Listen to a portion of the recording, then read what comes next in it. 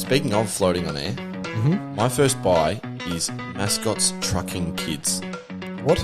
Bull enough alert. My last sale is Chupa Chup wrappers. You're looking vibrant, relaxed, youthful. Thank you. Yes, I don't feel any of those things, but Neither do I. And I don't look at. Wow. oh god, we've gone full nuffy. Well, you work to make a living. Weekend comes time.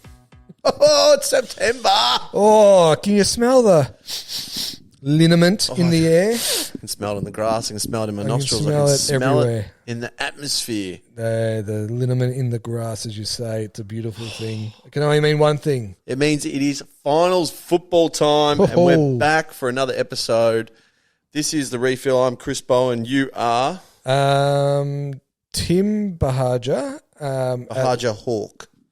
Buhagiar Hawk. I might run with that, actually. It's actually got a nice ring to it. Yeah. I am going well, if you asked. How are you? Yes. How are you? Good. I'm also good. I too am well. Now, people have been messaging me crazy. I'm assuming the same thing about this episode. Because last year we promised a huge episode. But not only did we promise, we delivered. Yeah. And guess This what? We've done it again. We've done it again. But this year we went a little differently. We were like, let's just no media buzz. Let's just go no guests, no big names. Just you, me, and the nuffies breaking down the games. That's what we want. And the only way the nuffies can. Because you know what? People they didn't like Hutto big naming me and making fun of me. They did, but I didn't like I it. don't know, like, you know, if you want to hear these blokes, you jump on your radios or your Fox footies. You can see them everywhere. Exactly. But to see us, it's a bit more of a rare bird. It's almost like an OnlyFans. You got to pay. You got to go into like a weird website where you're probably going to get red flagged. I'm not sure what OnlyFans is, but yeah, sure. Yeah, me either. But no guests this time, just you. So no, we've overpromised and under-delivered. Yeah. In the only way we know how. And I'm happy about that. Yeah, I am too. And if you don't like it, ship off. If you don't like it, stop listening like most Australians do. Yeah, but actually don't. Keep listening, please. Yeah, keep listening. Tell your friends. Tell your friends, tell your family. Even Tell your re-listen to another accountant. episode. Yeah. So yeah, how you been, mate? What's news? Oh, not much. You know, we're hitting the crunch time, obviously. Yeah. It's just Super exciting. Both our teams are top 4. knee deep in it. Yeah, and we've officially entered it's the hope that kills you time of the year. Yeah, exactly right. Yeah, it's prepare to be heartbroken type activity. Yeah, I'm. Everyone knows I'm quite a emotional sort of a supporter, and heart on your sleeve kind of operator. And I almost prefer to be irrelevant, i.e., Fremantle. Then I couldn't think of a team. North Melbourne, West Coast, Gold Coast. What are you? Pick a dozen. Yeah, I almost prefer that because the hope it does actually kill me. So yeah, it's and I suppose in that regard, welcome to Carlton fans for the first time in 10 years. Yeah, to the Valley of Hope. Yeah, and there's a lot of Carlton fans who tune in. Ooh, and there's a lot of head wobble. A lot of head wobbling, a lot of lid throwing. A lot of peacock feathers out. I'm happy for him. Yeah, good on him. Good on him. I'm also happy for Michael Voss. We were hard on him. Off the record in particular. Off the record. Off the record, behind closed doors. Very scathing. We were hard. On the record, I'd say he's had a pretty good year. No, on the record though. It's never doubted him. No, never in doubt. It is funny, and we will get into the games soon, but in about June, you looked at Carlton and Sydney's positions on the ladder and you thought, no chance.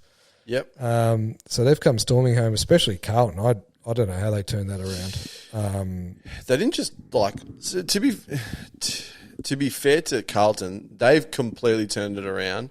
Sydney, I don't think Sydney's really turned it around. No, Sydney have just got. They've kind of limped in, if we're being genuine. Yeah, they've played some lowly teams, but they have had some good wins. One when they needed to. I still think they're like next year's threat. Yeah, with an easier draw. And it's that yo-yo effect. You lose a grand final, you go down a year, then you come springing back up. So, some salary cap room cleared. Yeah, exactly, buddy. And Sydney's a desirable place to go. Sorry. Oh yeah, lovely part of the world. So, but yeah, no, welcome Carlton fans. I'm sure you enjoy the next week, potentially too. Realistically, who outside of the top? I don't know. We're going to get into the games, but obviously the top 4 sides. Yep. Typically are the teams where they're like you have to win from. You can only win from the top 4. Yep. Which has been proven not true. Mm-hmm. Who out of the bottom 4 teams are you least wanting to face? Oh, it'd be Carlton just because of the rivalry. Well, no, but also they've won. How many in a row have they won? Like a lot. 0, technically speaking. Well, sorry, yes, because they lost to the Giants. One, sorry, 0. Let me start that again. They were in red hot form prior to that. They're co-tenants of the MCG, basically. Mm-hmm. So, again, if they face a Collingwood or Melbourne that second week, I don't think it holds many fears for them. I would say, so that's who I wouldn't want to face. Yeah. But I reckon if Carlton were on the other side of the draw, they'd have a genuine chance of making the grand final. But the fact that they're on the side of the draw where you have to play either Brisbane at the Gabba or Port at Adelaide Oval in a prelim, it's a bloody tough ask. 2 tough places to play, apparently. Yep. So, especially Brisbane at the Gabba, like no one's going to be Yeah, good luck. Yeah. No, so that's a fair one. I think the Giants game style, I think again they're like 12 months ahead of where they probably where we thought they'd be. I think next year they'll be good as well. But they've just got a really good structure, and any team with a top 5 player in the comp in it, i.e. The barometer. Tobias Green, the barometer is a threat. So yeah. They've got 2 elite T greens. They do. They really do. Genuinely. Yeah, they do. Absolutely. So, who would you not want to face? GWS. Okay. Yeah. More so than Carlton? Yeah. Okay. I think so. Yeah. I just think GWS, that win against Carlton, I know Carlton... Well, they rested a few. No Cripps, no... They rested a few, also coming down from that, emotional, we've made the finals high. Yeah. That's always, that whether they will admit it or not, it does take a bit of the wind out of the sails. Mm-hmm. But GWS had to win that. And they did. And in Melbourne, tough opponent regardless of what we just mentioned. They didn't just win, they gave them a spanking. Yeah, they... and almost enough to get a home final. Yeah, I know. It was touch and go, wasn't it? It was amazing. Yeah. It was amazing. Some St Kilda supporters in this house were in licorice, all sorts. Yeah. I still... I'd still tip... Oh, look, we're going to get to that. But I'll keep your powder dry. I'll keep your powder dry. Keep it dry. But, interesting. Very interesting. Well, this is basically going to be a footy-focused show. It's a finals preview. It's what the fans want. It's what we've known for. It's what we've built a reputation on. Yeah. We're not going to jump into the normal news. If you want that, go on to foxsports.com.au. Absolutely. Follow the links. ESPN. Yeah. Do your own work. Yeah, like buy a newspaper or something. Exactly. But what we will do is we're going to jump in. We'll do our previews for each of the finals. We'll still do it on the stock market. Exactly. We're not going to... You can't say no to... we're not going to deny the people that. Exactly. But then we might touch on some just sort of other... Yeah, just some more topical stuff and maybe some of the teams that got bundled out and where they're at. Where to next. Yep. No, all good. I'm going to press a button here which plays water, and then on the other side of the water, we are going to get into the first game.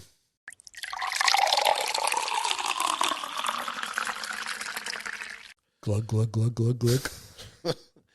So the first game, which is being played much to your chagrin on Thursday night, it is the Collingwood Magpies. Get up there, you bloody Collingwoods! Get a dog up here. Collingwood versus Melbourne. Mm-hmm. Now, the way we'll go through this, we're going to ask 3 questions. Yep. Why, who, and the X factor. Okay, love it. So, I don't know how you've done this, but I've done a why for each team. Mm-hmm. I've done a who for who I think's going to win. Yep. Also just thrown in 2 X factors for both. Okay, 2. Okay, yeah. Nice. One for each team. Yeah, nice. I started doing one, and then I was like, this kind of seems biased. Yeah. So yeah, no, that's okay. Yeah, let's do that. So seeing as it's your team, I'm going to let you throw it away first with the why for each team. Well, Collingwood, the why for me is the depth and just the how hard this picking the 23 is going to be for them. Yep. They've got so many. So Nathan Murphy needs to come back in. He's a lock. Darcy Moore needs to come back in. He's a lock. Bo McCreary needs to come back in. He's a lock. Who do you leave out?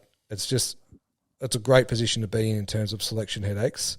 Mm-hmm. But I just think that depth, I think Collingwood were treading water for the last month.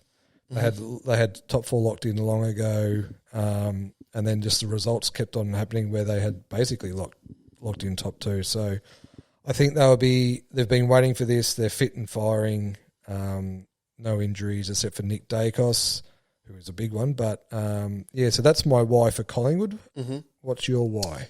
My why is pretty simple. Best team in the league all year. Yeah. Little blimp, as Ken Hinkley pointed out, doesn't really matter if you're the best team in July, but...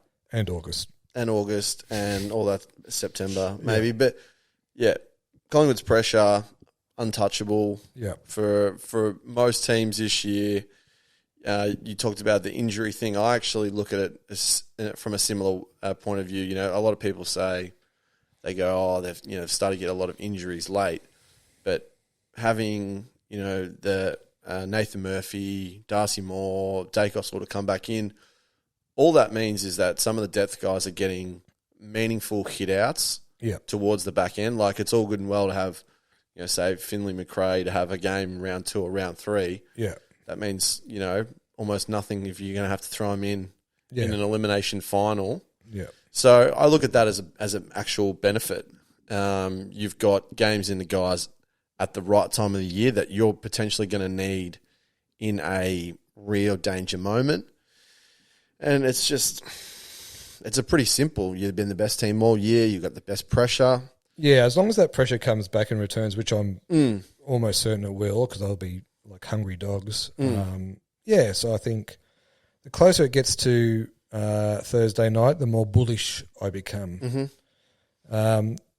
Do you have a why for Melbourne, or are you just... Yeah, no, I think they're a genuine threat. And honestly, whoever wins this game, I think it's got one hand on the cup.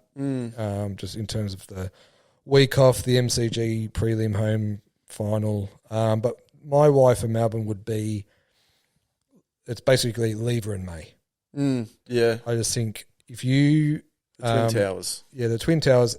Collingwood are prone sometimes to not lower the eyes and just sort of whack it in there long. When they got that transition fast-running handball through the middle, they don't because it's sort of broken open. But when they have to slow play it a bit, which Melbourne will be trying very much for them to do. Yeah, it's those shallow entries. Yeah, shallow entries. It's sort of, as good as my check and mixed day and that will be, Lever and May, it's just their bread and butter. They're better. Yeah, it's like that's how they've made their money. So that plus obviously you got Petrarca, Oliver, Gawn. They've got some absolute superstar talent. I think so for me, Melbourne can absolutely win this. I think either way the result's going to be under 2 goals. That's my why would be the Twin Towers back there. Yeah, so my why was, I think I just wrote the word composure. I just think if you've got a team that probably can, say, handle that pressure from Collingwood and sort of weather it and not completely go frazzled, get caught up in the moment. It's probably Melbourne, just for all those players you've just listed. Been there, done that. We're not talking about like a team that's won 3 premierships like Brisbane, but they've won a flag. All of these guys have played so much meaningful footy come September, October. It's just hard to say they're going to get overwhelmed by the occasion if Collingwood's full press comes. And this is I'd be interested to get your thought, because this is my thought, and I can understand how you or anyone else would have a differing opinion. So the last game of the year, from Collingwood and Melbourne's perspective, I actually look at it as a positive to Melbourne and a negative to Collingwood. So you talk about Collingwood's sort of been on cruise control. Well, I'll lay down Sally Pearson, or sorry, that's not Sally Pearson who laid down. Sally Robinson. Sally Robinson. Essendon. That's a training run. Whereas it was, and it was a training run game. It was a shocking game. It was a terrible game. Whereas Melbourne had this genuine hit out against Sydney. They did, and with nothing to play for, they impressively stood on the throat of Sydney at the end. And I look at that and I say, I'm giving Melbourne a tick for that, because if I was a coach of a team, I would rather my side have gone through that Sydney hit out than the Essendon hit out. So I just threw that in there as a little weird little, because you've got to factor in as well. We've got a week off. Yeah, absolutely. So I think there's a lot of Collingwood's out of form and blah blah blah. And look, we did what we needed to do in the first quarter, kicked 8 goals, won by 70 points. So I'm not too worried about the Essendon game per se. I know exactly what you're saying though. I think Melbourne had a better hit out, definitely. It's one of those things. But it did come at a cost with Melksham, who's been in red hot form. The David King, Lee Montagna call him the diffuser in terms of taking an intercept marker from the opposition and not only holding him accountable but also kicking goals himself. So what Richmond tried to do to Aliir weekend, which didn't work. So that's a big loss. But yeah. Your X factors or X factor, you don't have to do 2. No, I've got one of each. For Collingwood, for me, it's Bobby Hill. Just because when he plays, he just adds a whole new dimension of speed that is really evident when he doesn't play, to be honest. Breaks the lines, especially in that transition when Collingwood get their handball game going. He's just unstoppable. So I feel like he's going to have a very important September. So he's my X factor for the Pies. What about you? Mine is one I think you're actually really going to enjoy. Mine's Tom Mitchell. Oh, nice, yes. Why did you get Tom Mitchell? Because he's a stoppage clearance piglet. What are those 2 little piglets from Melbourne do? Well, Petrarca and Viney. They're little stoppage and clearance piglets as well. This is what, and you know what, he's been managed and he definitely has. The NBA load managed. Had 33 on the weekend in a training run. He's ready. If I'm Craig McRae, I'm giving him a lot of vocal treatment this week. Yeah, no, that's a great. And sort of encouragement. This is why we got you, boy. This is your game. Yeah. So that's a great call. I do worry when Collingwood play Pendles, Mitchell, and Adams all in the middle. It's slow. Jeez, we're slow. Yeah. Which I don't think we can do. So I think Mitchell. I agree with you. Like this is why we got into the club, because this is where we got killed last year in the finals in the clearances. So yeah, great call. Yep. Melbourne. Well, he's a touch and go whether he plays, but if Bailey Fritsch plays, he's definitely the X factor because mine was the same. He's a jet. Yeah. 5 goals on the weekend. Just kicks goals for fun when he plays. Yeah, I think when we did the preview show, he was my Coleman. Yeah. Just because he's like that, he's one of those floor players. Like he'll play a game, have almost no impact. You look at it, it's like he's kicked 2 goals, 1. Yeah, you're like, imagine being able to do that with like 0 influence. Yeah, and then when he does have influence, he's on the weekend stands out like dog's balls. Yeah, and again, we know he plays well in the big games. Like his grand final was unbelievable. Yeah. He just seems so... Not like... He never seems overwhelmed by anything. No. And he's built like a beanpole, but he's just all class. So, he's a big X factor for Melbourne. Yeah. I dare say if he doesn't play, that's going to be a real... I mean, Melksham is playing really well. I'll give you that. But in terms of like aesthetics and like attributes, they've probably got someone they can replace. Well, they'll put Tom McDonald in that, and he'll be you have to, you can't let him go. So not a like for like, but you know what I mean. But yeah, with Fritsch, it's just you got no one you can just throw into that role. So yeah, big X factor, that man. Very big. Your tip? Your who? I'm going to go with my head and my heart. No, I'm going to say Collingwood by a goal. Yep. I've got Melbourne by 3 points. Yeah, it's going to be just absolute arm wrestle war of attrition. To me it does feel like it's going to be one of those 2 goals, 1 goal, 1 goal. Yeah. And tie. It feels like all night you're just not going to be able to be comfortable. I feel like at the end of the game I'm going to cry either way. You are a crier. Tears of happiness, tears of sorrow. Either way, something's going to happen. Yep. It's going to be wet. Yep. So we're different on that tip. I'm still saying Collingwood can't win the flag, apparently. Yep. Send in your hit up Chris at his DMs. He loves a good DM about Collingwood. Yes. DM me, please, if you want to let me know how much I suck at this. Next game is Friday night football. Carlton versus Sydney. Now, I might start. Of course, please. This is a weird game for me because, to be honest, I love Sydney. Like I think I was very strong on them, and I understand how hard it is to make consecutive grand finals. Yeah, especially when you've been. And just history says it. History says it, even if you haven't been absolutely belted in a grand final. Yeah, Sydney's list is so good, and Carlton's list is very good. Some very good players. Arguably the most influential player in the game right now. Yeah, Charlie Curnow. Yeah, definitely. He's having. He's just Coleman medalist. Yeah, but he's just playing almost Buddy Franklin like. Yeah, you just can't take your eyes off him. You know he's going to dominate. Yeah, he's genuinely must watch footy. Yeah. And so I mean, my whys for them are super simple. Yeah. Form. You can't shy away from the fact that they're probably one of, if not the most informed team in the AFL. I think over the last 2 months, definitely. Yeah. The emotional energy. Yeah. You cannot deny that's going to be a factor. Yeah.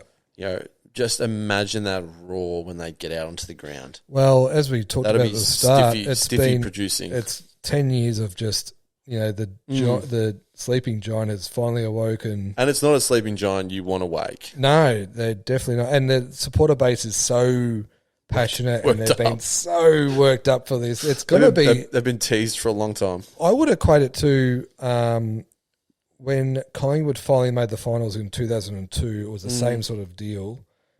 We'd had such a bad run with Tony Shaw and coaches and it was just a shit show for so long. And then when we finally made it, the final against Adelaide at the G was the loudest noise I've ever heard. And I would expect Friday night to be the same.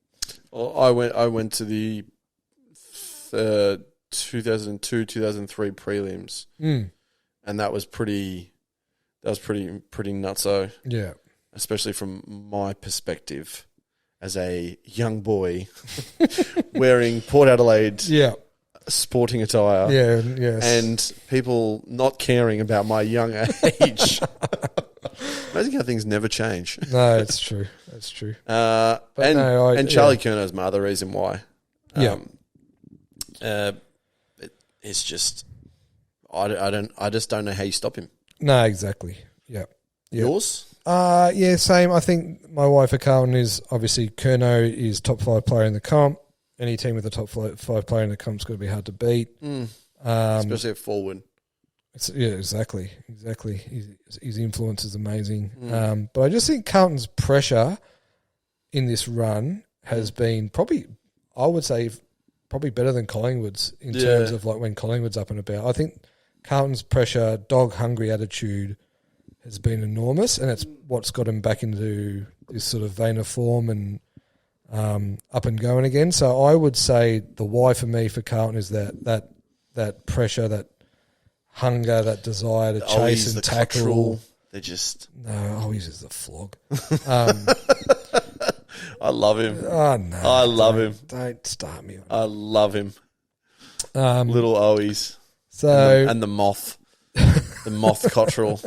I don't mind Cottrell, but geez, Owies, like, come on. Two-time Brownlow medalist, 4-time Norm Smith. Owies, the way he carries on. But that's my why. I think like Carlton's pressure is enormous, immense. Curnow, and they've just got so much talent around the park. So, yeah, I think that's my... And at the MCG, so that's my why for them. Mine for Sydney is unfinished business. I try not to be too long-winded with this. You know, they've got X factors. Carlton have X factors. They've played at the G. They're still going to have good support at the G. Obviously, nothing is going to come close to what they're going to experience. But there's just enough. There's enough talent on that list, and enough people who have been there to, you know, to play meaningful footy in hostile environments where I think they could get the job done. Yeah. My why for them is, you touched on it earlier, I just don't reckon they're in great form. No, they're not. So my why for them is, it's more if Carlton shit their pants. Yeah. Is why Sydney... See, that's where the emotional energy can go lopsided pretty quick. It's more if Carlton start feeling the pressure. And Sydney do have talent, and they've got, as you say, experienced heads across the park. So if Carlton, like, you know, start missing shots, kicking inaccurately for goal, all of a sudden the pressure starts to mount, that's Sydney's in. Yep. But in a 2-horse race... on form, I'm tipping Carlton. So But my wife at Sydney is that if Carlton start to shit the bed. Yeah, and I think that's my, not to jump the gun, but my X factors are probably pretty symbolic of both those. Go for it. Chad Warner, someone we were on the train. We're on the Chad train. Hasn't quite had the year that I think we all probably thought he was. Had a really good finals campaign. Yeah, he was their best finals contributor. And we were like, this guy is ready to explode. Yep.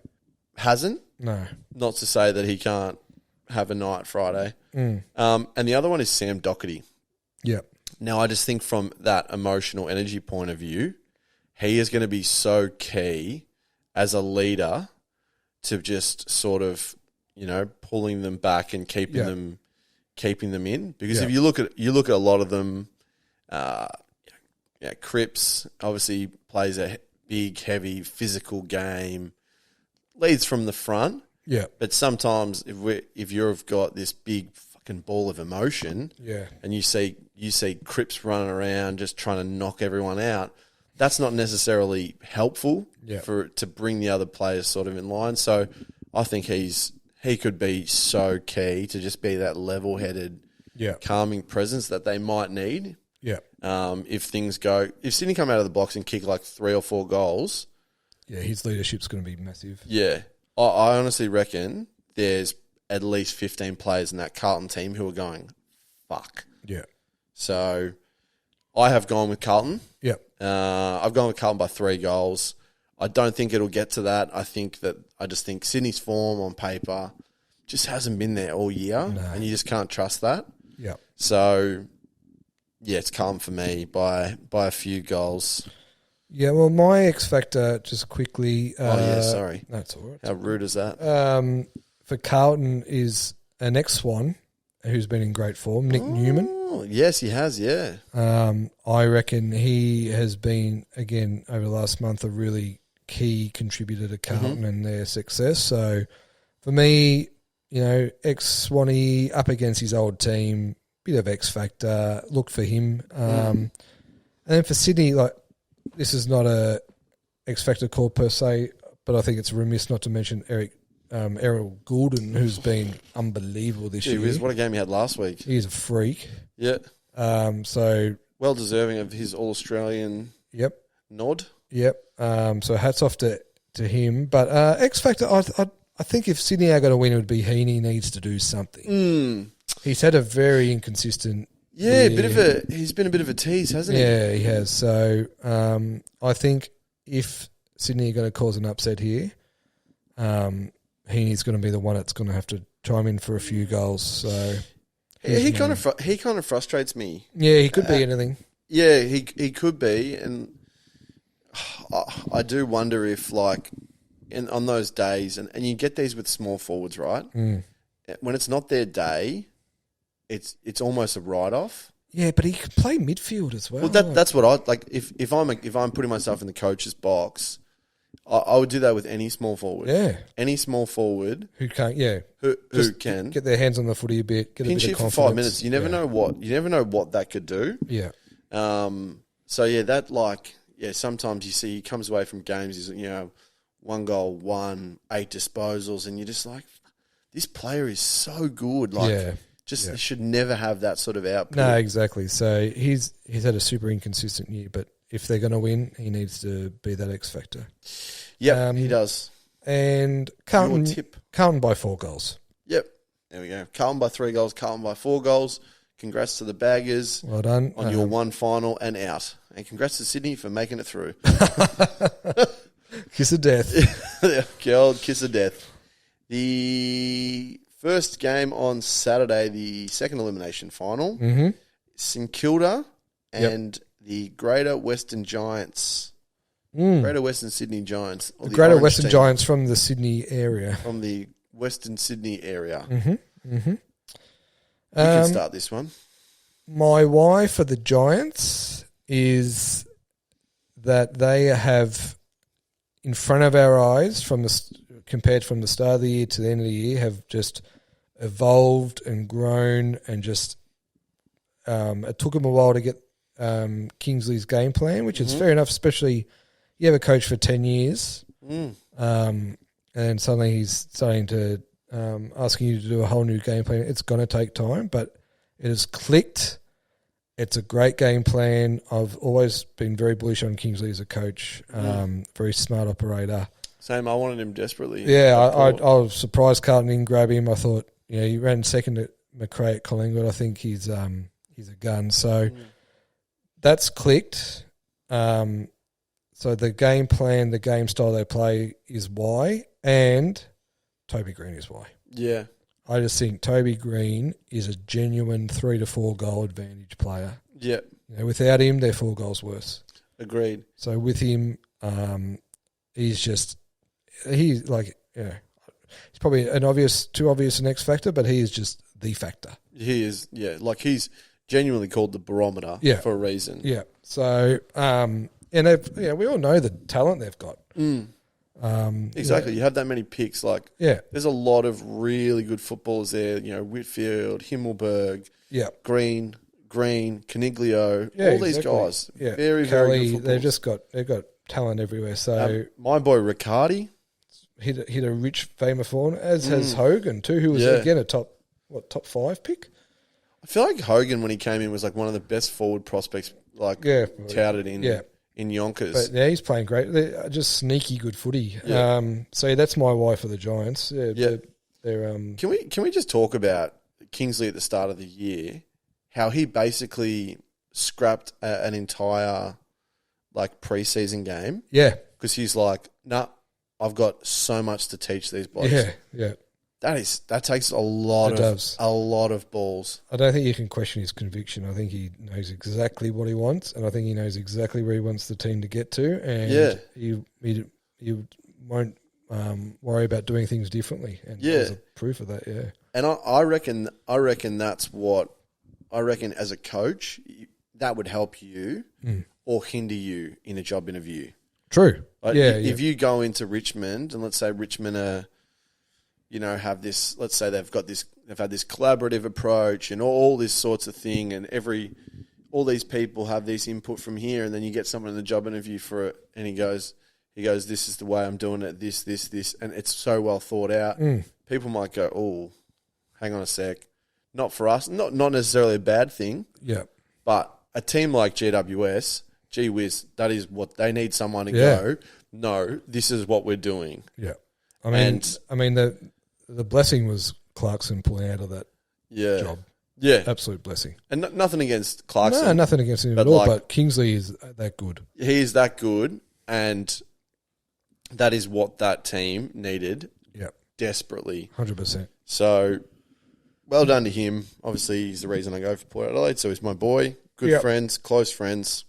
Yep. So, look, I think, that's my wife at GWS. My why was Toby Green. Yeah. And, we don't need to say it. We've already said it. He's a freak. He's just a freak of nature. Yep. St Kilda. Well, my why for them is that they're basically back in their early season form, which is to say, they're hunting the footy again. Their pressure's good again. I still worry about their talent, as in when you stack it up against GWS and these other teams, it doesn't look as good. But they were right in it against Brisbane at the Gabba. Mm-hmm. So my why is just that I feel like they've found their form, early season form again. Mm-hmm. That's my why. I don't really have any other case for them, to be honest with you. Ross Lyon, baby. Well, yeah. This is what what do you think of when you wake up in the morning? Ross Lyon, no. Craig McRae. When Ross Lyon wakes up in the morning, he thinks about elimination finals, which is 60 to 53. That is genuinely what gets him. Gets him excited. Gets him excited. Let me ask you this: in terms of this particular matchup, it's played at the MCG. I reckon you could have made a very strong case to have it at Marvel. In fact, I reckon it probably should have been at Marvel. Yeah, it's not at Marvel because the MCG needs 2 games. Is that right? Well, they got 2. They got Thursday night, Friday night. Yeah. So, it was an AFL decision. I'm not sure why. But I would... Well, my question to you is, would you tip the same or differently if it was at Marvel? No, differently. See, it's a massive thing. I feel like it's harder for Ross and St Kilda to play that lock-in game that you're talking about at the G. Oh, they have no advantage playing at the G. Exactly. I think at Marvel... and my tip changes too compared to where it's played. So, as much as that Ross Lyon lock 'em down game style is going to work, it's harder to implement at the G. Mm-hmm. Agreed. X Factors? We're not allowed to mention Green, so why don't you go first? So let me just have a quick think about this one. I was always going the St Kilda. I was always going my man from St Kilda, the Band-Aid. Yeah. I've got a disgusting infatuation for the way this guy plays footy. He just, everything about him just oozes class. This is Sinclair, right? Yeah, Jack Sinclair. Yeah. He is so pivotal to everything they do. Yeah. He's their best player. It's not close, in my opinion. Yeah. He's been their best player for 2 years. He's absolutely smacked everyone off the park. Yep. So he was my one for St Kilda. Simple as that. If he doesn't fire, they've got 0 chance. True. And we're not allowed to go Toby Green. No. But can I go Tom Green? Yeah, absolutely can. This man is built. This man is built for elimination finals, scrappy Ross Lyon footy. Yeah, he is. He's a contested ball. Honestly, he could have 38 Yeah. and 29 contested possessions on the weekend. Wouldn't surprise me. Yeah. But he does it effortlessly. He's only young too. He's a bull. Yeah, he honestly finds the footy the same way Ray Charles finds the piano keys. It's unconscious. It's just innate. Yeah, he just unconscious. He just honestly he just knows where it is. So I think he's so Ray's been asleep the whole time. basically. Right. Okay. Yeah, basically. That's why he wears the glasses. Yeah. So if we see Tom Green come out to the MCG with glasses on, yeah, we know why. Very good. For me, I think for St Kilda, it's Rowan Marshall. I just think he's been probably the second best ruckman of the year behind Tim English. Yeah. He's a big boy. He can go forward. It's almost 1A, 1B. Like I have that pretty close. Yeah. So I think he's a big reason. If St Kilda are going to win, he'd be one of the big reasons, along with your boy Sinclair. And for GWS, I mentioned before, I reckon it's probably someone like a Hogan. Yeah. I'm going to say Hogan because if he kicks 4 or 5, I think again in that against Ross Lyon footy, if he can bob up for a handful of goals, I think that's got to get GWS over the line. Yeah, because the St Kilda's back line is probably a little bit sneaky. So you got Callum Wilkie, who's made the All Australian squad. Yeah, very good. You've got Battle. It's a sneaky group. Yeah, I'm not saying it's but I think amazing. it's a genuine team defence. It's not an individual, brilliance like a Wiedering or whoever it is. Yeah, there's no household names. No, exactly. I was saying this in the Ligma executive group chat the other day that when Callum Wilkie was named the All Australian squad, there was 17 fan bases collectively all yelling "Who?" Yeah, exactly. But I mean, St Kilda supporters will tell you how good he is. Yeah, no, he's had a great year. Yeah. Yeah, cool. Well, who's your tip? GWS by 3. 3 goals? 3 points. In saying that, it's just because there's no home field advantage for them playing at the MCG. No, exactly. Marvel, complete different story. Yeah, it was at Marvel I'd tip St Kilda, but because it's at the G, I'm tipping the Giants as well, and I'm going to tip them by 2 goals. Yep. Nice. Moving on to the game that everyone's been waiting for. This is the one. This is the one. It's the second qualifying final between Brisbane,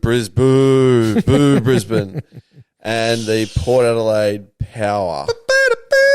Is that how your song goes? I can't remember. Yeah. I don't even know. Dun, dun, dun, dun, dun, dun. Oh, actually, we can live. We haven't got the commercial rights to that. Stop singing. Stop singing. We haven't got the commercial rights. We'll get sued. If I hurt you. I'm just going to start. Yeah. Why can Brisbane win this game? It's the Gabba.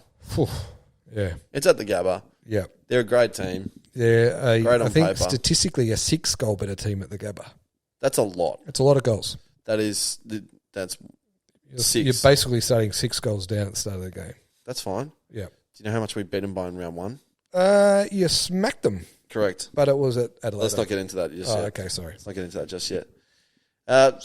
My reason for Brisbane to win is pretty simple. Elite list. Yeah. Made a prelim last year. Yeah. They added to it unfairly, even though they've lost one of those picks, Will Ashcroft, unfortunately, with his ACL. And he... his absence has been noticeable, I reckon. Yes.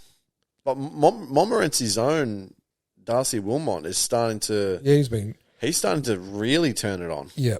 Yeah. For me, I didn't realise how clean Ashcroft was. Like, he's such a one-grab, get-it-out player. He was...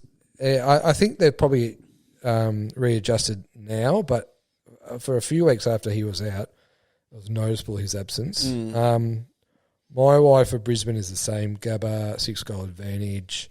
And then that talent on their list is massive, especially their forward line. When you get the Twilight looking big boy, what's his name again? Hipwood going with Danaher.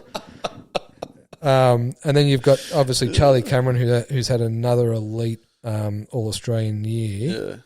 Yeah. Then you got Rayner. Hugh McCluggage is back kicking goals. Massive talent on that list. Lockie Neal was back to his best against his half sleeve. Yeah, it's starting starting to take shape, that sleeve. Yeah. That's going to be a big off-season. Oh, yeah. He's going to show up pre-season. Everyone's going to be like, what the Yeah, what's he done? Look at all those birds. Yeah. So that's my why for Brisbane. I think the same. Like, they finished second for a reason. Massive home ground advantage. So, yeah. Yep. No, I wouldn't fault you on that. One thing I want to just go back to Ashcroft and something you mentioned there about the cleanliness, the one touch. Seeing the amount of footy I have this year at the pathways level. Yep. It's amazing to me because you hear about who's going to be drafted and all this stuff, and then you see him up close in person. If you're a midfielder, or forget just midfielders, that is the one thing I'd be teaching a kid. Yeah, be one touch. Be a one touch. That is such a game changer. Yeah. Like they stand out more. Yeah. That stands out to me more than, say someone with a thumping left foot kick. Because all of these kids are really good kicks. Yeah. But the ability to be clean under pressure. Well, I would say if you can't do it in that level, you're not going to do it in the AFL level. So I think if you're fumbly two grabber in that level, it's a long road to get to AFL. But so think about Ashcroft this year. Yeah, who was immediately one touch, clean as. Think about how he was last year playing for the Sandringham Dragons. Yeah. In a midfield with Cam McKenzie from Hawthorn and Harry Sheasel. Oh, that'd be fun to watch. Not fun to play against. No, I'm sure. So, that's Brisbane. But now... Look, before you do your why for Port... You go first because I'll probably get worked up here. My why for Port is down to literally 3 players. Mm-hmm. And they all play in the midfield. Mm-hmm. And they're Butters, who, as we know, won the Coaches Association Award. Mm-hmm. And we just really hope he wins the Brownlow if it's not Nick Dacos. 2 is your boy Horn Francis. Boo. The boo bird stopped when you keep dominating. And then obviously Connor Rosie. Yeah. They're the 3 whys. Those 3 in the midfield are my whys. I don't think Port have any chance of winning if those 3 don't play at their best. Yep. I wouldn't. I got a list. Okay. A list of reasons why. Round 1, we beat him by 50 points. Second best team for most of the year. Arguably the first best team for some of the year. Zach Butters, Jason Horn-Francis, Connor Rosie. We're going to do it for Tom Jonas, but most importantly, we're going to do it for Chris Bowen. That is why we're winning.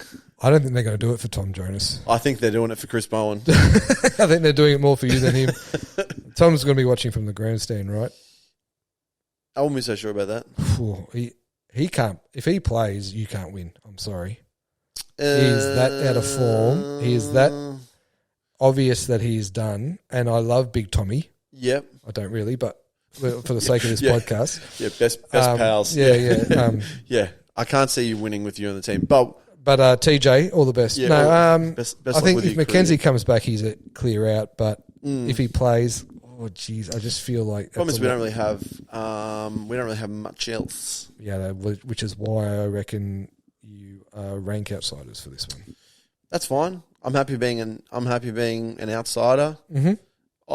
I've said all along. Yep. Well, not all along. I mean, I've said this all day. Last hour. I've said this all day. I feel like it's premiership or straight sets for this team. Like I can't really see us. No, you don't. I cannot see you losing to GWS or St Kilda in a semi-final. You don't. You win that game. Yeah, I would certainly hope so, considering what I had said about St Kilda over the past. No, I think you win that. Yeah. Long time. At least. No, so look, I think, I think for me, in terms of if you can win, you can't rely on Jonas stopping many goals. Yeah, look, I'll be honest with you. I'm I'm already at the state of like I feel sick in my stomach. Yeah. And we're not at the game. We're not at game time yet. I don't know, I feel like it's a bit of a free swing. Like all the pressure's on Brisbane here. I don't think anyone's going to expect Port to win this. No, but like this is just the way I'm wired. I'm wired. Like so. Can you just show me where on the couch you'll be not moving from for the 2 hours? Yeah, right there. Okay. Oh well, that's the thing is like I don't know. Oh, it might be over there. I have no idea. Like a few years ago. Fantasia kicked a goal in the qualifying final, and I walked up to my door and I headbutted it.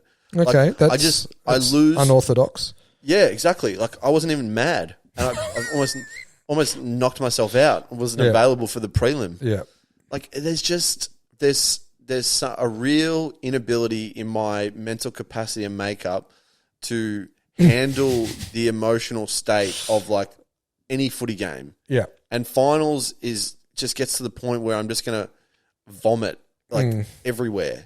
Okay. And I'm like super uncomfortable even like thinking about the game. Like on the surface, I'll be like, oh yeah, Port's going to win by 500.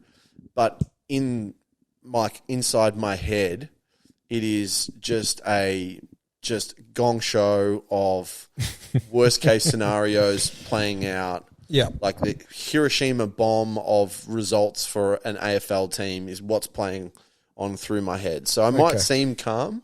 No, you don't really. Well, I can tell you it's worse. What's going on inside is a lot worse. So yeah. And look, I know a lot of people feel this way. I'm certainly not alone. No. But in saying all that, Port Adelaide wins by 60 points. Who's your wild card, please, for each team? My wild card is Charlie Cameron for Brisbane. Yeah. Because I don't think we have a matchup for him. I would have thought you'd have more of a matchup for him than maybe one of the... Like, I know Aaliyah will take one of the big boys. At the risk of someone clipping this and sending it back to me, Joe Danaher can't kick and Eric Hipwood start in Twilight. So... Not worried about them. More worried about the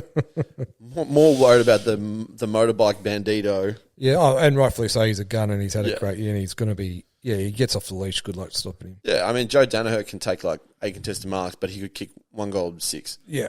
Well, my wild card for Brisbane would probably be. I was looking at Danaher, and again, he could be like he's quite literally the definition of a wild card. He could kick 1 goal 8, or he could kick 8 goals 1 and win them.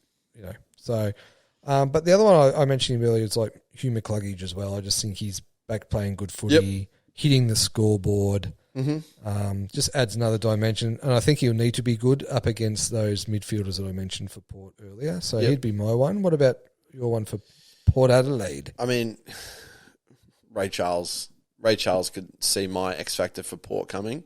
It's Jason Horne-Francis. There you go. Round 1, the third quarter, and I said this to you, and I didn't want you to attack me, and you agreed. Throw it back to the last episode and the stock market segment where I was attacked. I bought you last episode. I don't know what the hell you're talking about. Anyway, you fucking sold me. Just as I got comfortable in our friendship. Round 1 against Brisbane, the third quarter, there were shades of Nathan Buckley. Oh, yeah. With what he did, breaking out of the pack. Yeah. Patrick Dangerfield, raw. He's like a clone of those two, I reckon. Raw power. And he just, as a kid, bullied arguably the best midfield in the AFL. Yep. He's my X factor because he is one of those like McCluggage, the other dimension midfielders. You know what? He might not be a Nick Dacos where he gets, he's never going to get like 38 touches. No, but he's not an accumulator like that. He's just pure high impact. High impact, yeah. Every touch, high impact, clearance pig. Yeah. 25, manly possessions. But every one of them just hurts because it's a bloody breaking out of a stoppage, smack inside 50, whatever it might be. Yeah. Oh, no, he's a gun, don't get me wrong. Yeah. As I mentioned, he was one of the 3 reasons why I think if you're going to win, it'll be with him. My one for you is Houston. We don't have a problem. Oh, do we? We don't have a problem at all. I think he's had a cracking year, and I just think if he has a day out in terms of just how he delivers the ball inside 50 and maybe his rebound and all that kind of stuff. Rebounding defenders are mother's milk. Yeah, so all those sort of things he's been doing all year.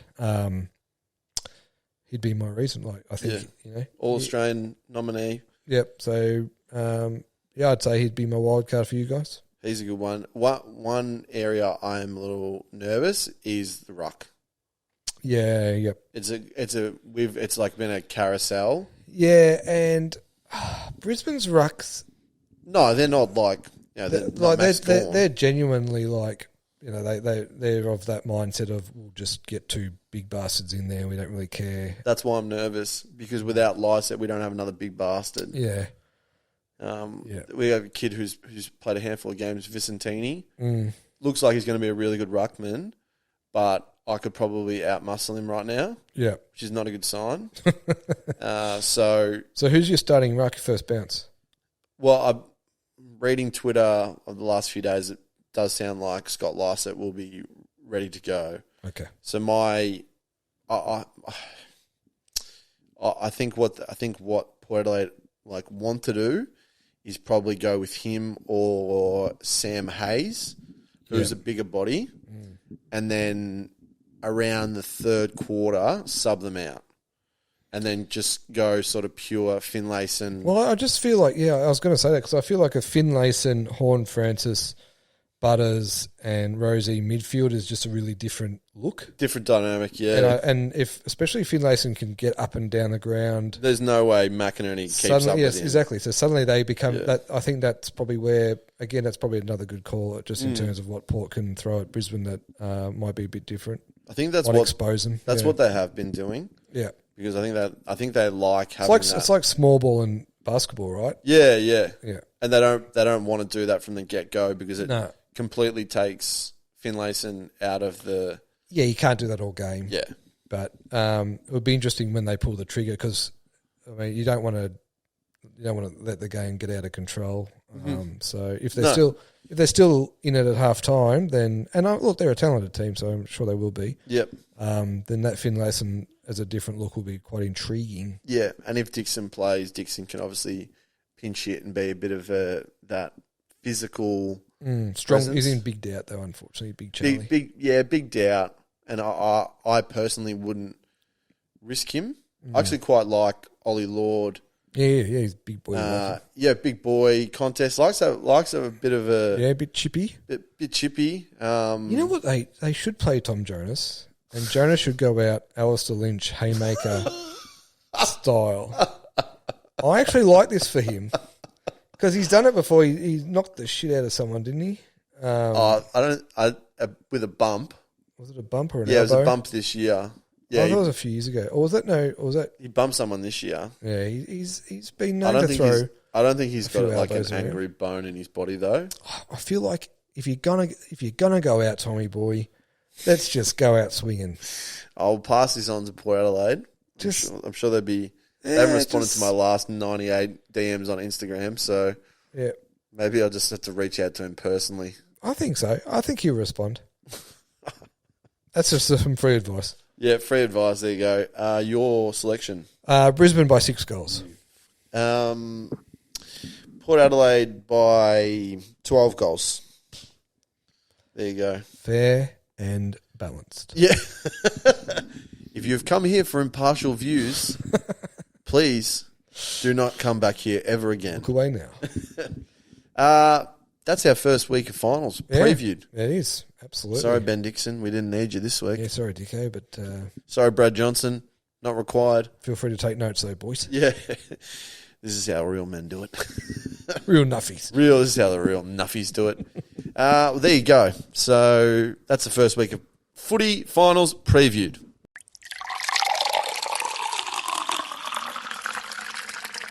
It's time for Australia's favourite segment. Mm-hmm. It is time for the stock market. Bring it on. Tonight we're going to be talking about the stock market. Really? a woo for the stock market. I was just trying to figure out what the hell was going on in the stock market. Timothy, you may go first, my friend. Who am I buying? Well, it's Great question. It's a very good question. What I just asked you. That's why we're here. My first buy is Noah Lyles. Oh, yes. I was going to do this. Thank God. Thank God I'm talking about this. It's not often you get an American call out America on their bullshit. Yeah. But Noah calling out NBA champions as self-proclaimed world champions and then triggering nearly every NBA player alive was awesome. Oh. And this is such a me buy because it's anti-NBA. yeah, but it's just, and I love, like, he is clearly a different cat, Noah. Yeah, he's clearly got a brain. Yeah, well, that makes him a different cat. But yeah, like the NBA, there's no disputing it is the best basketball league in the world. But that doesn't make the NBA champions the world champions. Yeah. There's a little thing called the FIBA World Championships at the moment. Which just happens to be going on right now. And that usually decides the world champions. Yeah. So I love Noah. As I said, it's rare that you get an American talking smack about America, I suppose. They're so patriotic. But love that from him. Oh, and some of the responses were Draymond Green, like talking about this guy's intelligence. Excuse me? Yeah, exactly. If ever there's a bloke who cannot talk about intelligence, the man who genuinely looks like the PlayStation controller disconnects mid-convo, you should not be talking about intelligence, my friend. And he's a dick pic sender. Exactly. Anyone? Yeah. What about Aaron Gordon? Oh, I could smoke him in a 200. I'll be honest, fam, you can't. No, I loved how it triggered them all. Like, it was such like they just took the bait just like easily. that. Yeah. And my favorite response, which I couldn't tell you what it said, because I couldn't decipher from it. Udonis Haslem. What did he say? I can't tell you what it said, but my favorite person reacting to it, right? Because you got Kevin Durant, you're like, yep, he's won a few rings, whatever. Yeah. And you got Devin Booker, hasn't won a ring, No. bit of a sook. Yep. That makes sense. And then I was like, there's going to be someone here who I just wasn't expecting. Udonis Haslem. Yeah. Fresh after retiring at 78 years old. Exactly. And usually when someone reacts as passionately and violently against something, it's because they know it's true. Like they know that it's like they're protesting too much. And the funniest thing is the Stephen A. Smith bat symbol came out over Gotham City, and he was just like just straight onto it, and he's just like, and you know what the most condescending thing is, right? So none of these guys knew who he was. No, exactly. And they were all like, yeah, mad respect for what this brother's done. Like, you did not know what this guy was until he shit on your sport. Yeah, exactly. Oh God, it's actually crazy that it's a conversation or not a debate. No, it's not a debate. They're not the world champions. They're the best league, and they've got international players in that league. Yeah. And it's called the National Basketball Association. It's not called the IBA. Yeah. And the craziest thing is America didn't even win it a few years ago. No, exactly. They lost to Canadians. Yeah, they're a chance of not winning it this year. I think it's going to be an intriguing... Puerto Rico? I wouldn't have thought Puerto Rico. Mexico City? Yeah. So... Yeah, well done to Noah for just blowing up the NBA. Imagine him waking up, right? Because I think he's like in Japan or something competing. Don't quote me on that, but he's competing somewhere. Yeah. Imagine him waking up the next morning, looking at his phone going, oh dear, I've upset some people. Look at all these people talking about me. It worked. Exactly. Great first buy. My first buy is going to come across as a very surprising buy because I've been very strong against the nation in which this is held. Oh my God, don't tell me you're buying England. No, please. I need to go see a therapist. I'm buying Le Tour de Francais. Yeah, what are you buying about it? So this Netflix show, like the it's like the Drive to Survive. But they've done one of the tour, have they? They've done one of the tour. Most of it's in French. Yep. Which makes it hard. Well, subtitles come in strong. This, I've never understood this. And, this is something that I regret deeply.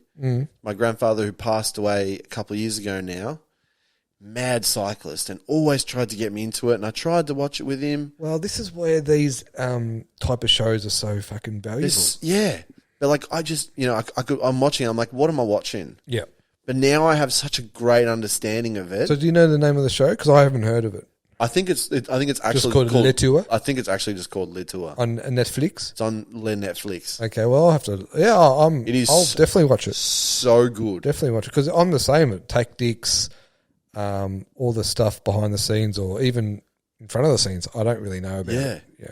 Because it's literally exactly the same as Drive to Survive. They go through all the teams. Yep. And the teams, and you get access to their superstar riders, and like it just... You learn a lot about. And who's your favorite chemist?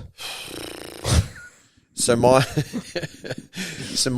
favorite is a guy named I'm going to get his actual name because I would have dead set I'm going to butcher it, so I may as well butcher it properly. It's something. Let me respect he deserves. Yeah. So his name is Wout van Aert. That's a solid name. So he's from Belgium, and he's basically my understanding is, and true cycling people or listeners will probably tell me I'm wrong, but I don't think I'm too far wrong. So he's from a team called Team Jumbo Visma, who has like another solid name. Who has their lead rider is like the one of the top dogs, one of the top 2 dogs in the world. Yep. But they've got like 3 riders who are like top 10 in the world. This Wout dude is one of them. But what I like about him is that he's selfish. Oh, good. Because they say, the team plan today is to basically protect Jonas Vingegaard, who's the number. They do that a lot, don't they? Yeah. Yeah, basically so like they essentially for 200 of the 220 kilometers, they're given old mate a tail. Yeah. And then they drop away in the 20 like they're cooked. Yeah. And this guy's like, nah, I'm out. Just does his own thing. And I really respect that. And he's got real strong hairlines, which I'm kind of jealous of. Yes. So I've just the raw passion and emotion is kind of crazy because I'm not used to seeing that from French. I'm usually just sort of seeing the passive, retreating sort of, weird Frenchy vibes. Yeah, oui, oui. Yeah, bonjour. But they're just so passionate. This is their life. Awesome. No, I'm looking forward to watching it. Oh, it is so good. Yeah. Like Caitlin even watched it. And enjoyed it. Okay, well, even better. So I'm buying Le Tour. I think the tour just finished. Yep. So, but next year I'll be at all stages. Wow. Okay. Yeah, I'll be completely in. I'm wondering how do I watch it because I don't know if I can keep doing the late nights. I'm going to have to. I'm going to watch it and just imagine me trying to get that one through after the Ashes. Oh, I know. I thought we were going to have a winter off. No, I'm sorry. The Ashes are finished. Oh, good. We can start watching our shows again. No, the tour's just started. We're just about to get to the climbing stages. Are you kidding me? Are you serious? No, we're not going out. My next buy, great buy, by the way. Thanks, my next buy is I'm buying the happiest people on earth. Now, it's not the Dalai Lama and his Buddhist monks, and it's not Finland, who for the 6th year in a row have won the happiest country according to the World Happiness Report. And yes, that is a thing. I feel like that's way wrong. Anyway, they've won it 6 years in a row, the Finland. So Hauska to all my Finnish friends listening. Okay, and very happy to hear. But it's not any of them. It's AFL players leaving cash converters. They are the happiest people on earth. These ads they are the dumbest thing you've ever seen. They come out beaming smiles. I love it. And so next, I was just thinking, next time I'm a bit flat or I'm a bit down or I just need to put a massive grin on my face. I know where I'm heading. Cash converters to go buy a See if $2,000 surfboard. See if I can't bump into Jeremy Cameron or Petrarca or Neil or Cripps and just say, hey, boys, how good's this? And then I'll skip out of the cashies. Because why buy power tools from Bunnings when you can buy them from cash converters, hey? I just love how happy they are. My second buy is something that I actually never thought I would be buying. England. I was very against these. Now, they're a bit of a craze that have happened for the last few years in major cities around the world. And Planking? Close. I'm definitely against planking. I used to be against electric scooters. But Now, I fucking flog them. So I take Lime scooters everywhere. where, though? At work. So, full disclosure. We've got a new sponsor. Full disclosure, I work in Cremorne. Mm-hmm. And if I'm getting the train, Yep. I go to Flinders Street, Yep. Flinders Street to Richmond. Yep. But if I go home, I have to go Richmond, Flinders Street, and then through the city loop. Oh, nasty. I don't like doing that. Yep. So you know what I do? You get on a... I get on a Lime scooter and I rip through Brunton Avenue. Awesome. I absolutely tear at a new one. Nice. And I get off at Jollymont. Awesome. I feel like I'm a child again. Yeah. It is so much fun. Yeah, awesome. And so dangerous. Yeah, I was going to say feels dangerous, especially in that high traffic area that you're talking about. Yeah. One time I had to get one and I had to park it out the front of the Royal. Definitely not a sponsor of the show.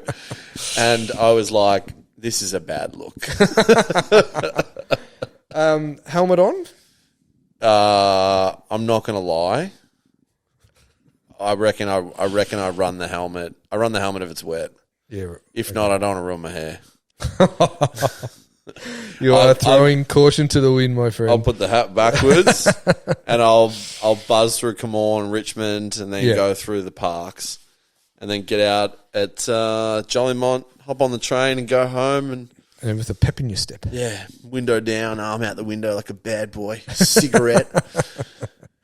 But I love it. I absolutely love them. I was always like, look at these adults riding electric scooters. Like, you lazy fuckers, walk. Yeah. I was. I don't know if I'm judgmental per se. I just don't trust myself to do On it. them?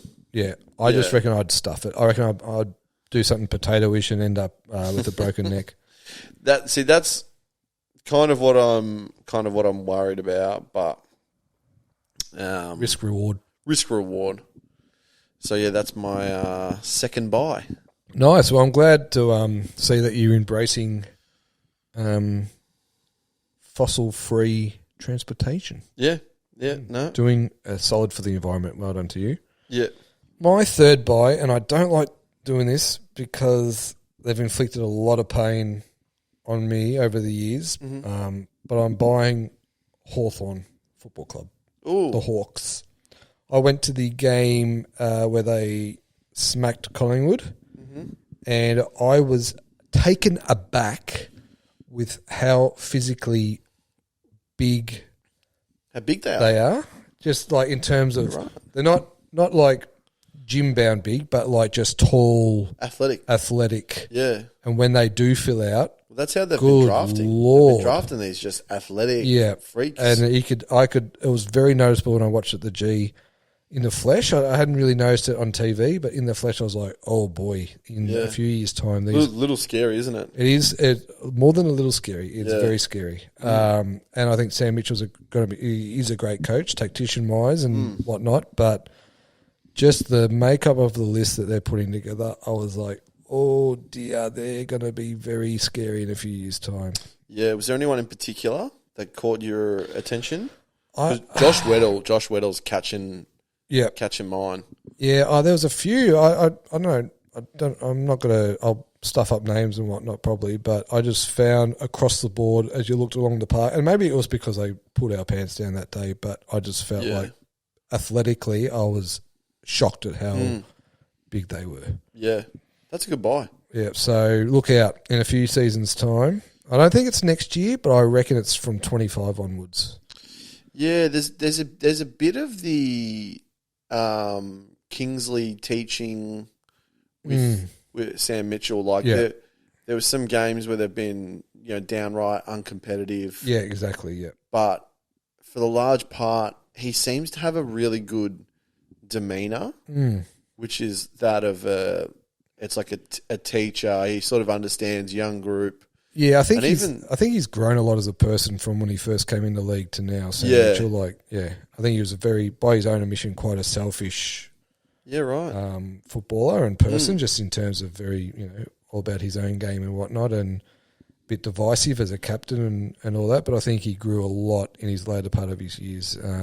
So and he did it the hard way in terms of how he got into the comp. He had to really scrape and almost the Morris same as medal and all that John stuff. Newcomb. Yeah, exactly. Yeah. So I think he's the fact that he had to earn his stripes, just his whole journey has set him up to be a good coach. Yeah, no, that's a good shout. My last one, I've only got one sport one. My last buy is fishing season. Fishing season. You've bought a few little fishing tales over the year. I'm the first one to admit I'm not the prototypical, Angler. Yeah, not the prototypical angler, or I'm very office worker-y. Very soft hands. No callus. No. Never picked up a piece of wood or a brick. I don't know. Do you get calluses from benching 100 kilos? Oh, well, yeah. I don't know. I don't have any calluses, but I did that the other night. So, just a little flex. Wasn't really a little flex. I still can't really move my back from it. But no, look, I've been, as I grow older, I've been constantly moving out from those, the clubbing, and I've definitely moved out of the clubbing. Yep. But, moving out of that, chaotic lifestyle in search of like tranquility, inner peace. And this is almost like a call out, right? I really want to get into fishing. Yep. Now, I want someone to hold me to that. Okay, so if you say it out loud, you're going to hold yourself accountable. We have so many people that listen to this show. Yep. Someone will have, the same level of willingness to go fishing or love of fishing, that they'd be prepared to go fishing with me. Yep. And show me the ropes, or show me the line. Yeah, the line. Is that would that be the right saying? Yeah, show you how to cast a line. I suppose. Show me how to cast a line. Well, it's funny because I've never. I'm sort of the same. Like I've always wanted to get into it, but you give me a line and set up your bait and all that kind of shit and the hooks and that, and all of a sudden it's a bit too hard basket. Yeah. But my old man's always been into it, and he took my kids when we went up there last summer and had a day on the pier fishing. Did you go? Great fun. Yeah. It was great fun. What'd you catch? Anything? No, I did not catch anything. Did the boys catch anything? No, the boys didn't. My mum was there, and she ended up catching a couple of fish. So yeah. Your old man, he's been catching stuff all day. Well, my old man was like literally just fixing lines left, right, and centre because the three Buhagiar boys had no idea what they were doing. But and inside, he's going, "This is a worst." He's like, day. "I hate this." He No, he loved it because of the two kids. But but I enjoyed it. I thought it was thoroughly enjoyable, and I'd be the same. Like if I knew what I was doing, I'd do it more often. And plus, our location's not great for fishing unless you want to just jump on the Plenty River. But I don't think that's going to get. No, I'm okay with that. But It's one of those ones. I feel like if you don't have that knowledge, it's quite a hard one to get into because it could be almost a bit intimidating when you go to the pier and you see all these old dudes who've been doing it. For years. Exactly. You don't want to look like a flog. Exactly. Yeah. And like I look like a flog. Hence your call out. Yeah. Yeah. Hence my call out is like I need someone to help me. I need someone to guide me. Yep. I need someone to be the big brother. You need a fish whisperer. I need the fish whisperer. So. Or she might be listening. Yeah, I'm buying fishing season. Yep. heaps of people will be like, this is not going to happen. I want to prove people wrong for once in my life. No, good on you. I hope you do it. I couldn't do it on the footy field, but maybe I'll do it on the pier or in the jetty. Yep. Well, I wish you luck, my friend. Stay tuned. My first sell is politicians trying to be cool or relatable through sport. They just and the thing that irked me was the eggs over easy Albanese declaring a public holiday if our Matildas get up in the World Cup. I was like, mate. And rightfully there was a backlash, where they were starting to say, well, how about you just fund the sport? We don't want the public holiday. And then suddenly on the eve of Australia's game against England, because it's a state decision ultimately, Albanese threw it back on, yeah, threw it back on them, and then said, "I don't want to talk about it." It's like, yeah, see, this is what happens, mate. Yeah, any politician just go to the sporting event, just wear your scarf, clap politely, and be done with it. But do not start to don't try and make yourself cool or hip or relatable by jumping on a sport bandwagon, because you're not authentic. And it shows, and ultimately it's going to bite you in the ass. And that's some free political advice. I'll give you some free political advice while you're here, fucking each way Albanese. Inflation through the roof. Interest rates for homes of 15%. Talk to me about it. Bagels through the roof. Would love to have one if I could afford it. Bread at Baker's Delight through the roof. Unbelievable. I can't afford to live. And here you are squabbling over, it's a state's decision if it will actually be a day off. Pretty good. I rated that, actually. I do great politician voices, great umpire voices. Okay. Play on, out the back. Joel, your free kick, Joel. They all talk the same. But anyway, I'm with you. It's floggish behaviour. Yeah, I've had enough of it. Yeah. No more. Yeah. Just ship off with just leave sport alone. We need an election. I'm not even saying, get rid of him, but we just need an election because... Oh, we just had one. I don't want to... No, we need an election so we can do the drinking game again. Oh, yeah. Okay, well, we need an election. We do. That's the only time I enjoy politics. Yeah, but I just... Yeah, that's annoying. It's very annoying. That's a good one. It's a good start. I can see you're worked up. I was, actually, a little bit heated. Yeah. This is. I'm just going to sell this quick because it's I don't want to harp on it. I'm just the arc. I'm done with it. Oh God! I know. We didn't even talk about Adelaide shit show. I just want to get rid of it completely. This is probably a whole episode, but there's a real simple solution, and the technology is out there through Hawkeye with 8K cameras with 200 frames. You can mount them on a goalpost. They don't cost as much as broadcast cameras. They're probably going to cost 10 mil when the AFL gets a couple of billion from the TV rights. I think it's money well spent. Yes. They won't do it for... I think now it's become an ego thing or something. I don't know what it is, but the fact that they don't invest in the technology absolutely... bonkers. Grinds my gears like you wouldn't believe. Yeah. And I hated every aspect of what happened. Yeah, it was... Hated it from Adelaide's perspective is that it's cost them... there's a large financial... Well, they weren't a certainty to win, but they were certainly in the box seat. Yep. And not only did it cost them their final spot, but then it just ruined what would have been one of the all-time great last rounds because of the... Yeah, which is exactly why the AFL gears the what do you call it, the schedule. Yeah, and the way it does. So they shot themselves in the foot with this one. Yep. Everything around it sucked. Big time. The people shutting down the I was having a conversation with people and I was like, and because people were saying well, hang on a sec, we get called back for when there's a goal, why can't we do that? And they go, oh no, because the play started, then we got to stop the play. Just do it like soccer with the VAR system. Same as the NHL. If the NHL, if a goal's scored and it wasn't called, they blow a siren. Yeah. There's and you know what? Who gives a shit? No, exactly.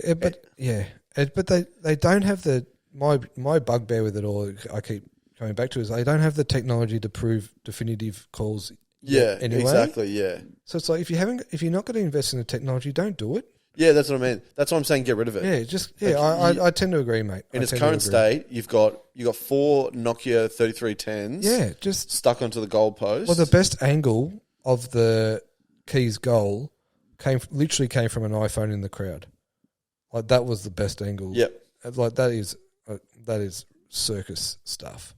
So you couldn't agree more. And now the overcorrection since that, reviewing anything to save their bacon. Again, the technology's not that. And the Petrarca one was just as bad. That wasn't touched. Yeah.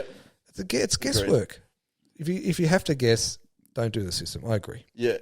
And I'm not super upset with the goal umpire. I can understand how he did it. I think it's a bad mistake. There's a lot of, but I really fault him for not checking. Yeah, well, you should have checked. Yeah. That's the meltdown. That's the meltdown. The actual original decision, I can say, players close to the goalpost. Yeah, and there was I think it was Hickey might have hit the post. Yep. Yeah. So I get it. Can't fault him for that. But gee whiz. When in doubt, just send it up there, son. Yep. So that's my first one. That's a good one. I'd totally forgotten about that. But yeah, Jesus. Anyway, my next sell, and it's interesting because you pretty much just mentioned it. It's almost a segue. And I'm going to get you to do the voice for me, is umpire commentary and, in particular, outside five. Can you just give us a few? Outside five, play on. Stand. James Sicily, stand. Nominate. Who's nominating for West Coast, please? Jack Darling, nominate. Thank you. Out the back, play on. Hey, hang on. All right, guys, coming out the back. Recall. Oh, Throw it up. It's one of those, and I hope I don't do this to anyone, but once you notice it, it's so hard to stop hearing it during a game. When you watch it on TV, outside five, outside. Oh, Jesus, shut up. It's like the glass shattering. It's like, no. It's just, I can't stop hearing it. And I'm just like, look, I get the umpires and wanting to hear their decisions, etc., but is there a better way we can do it where we don't have to hear them say it?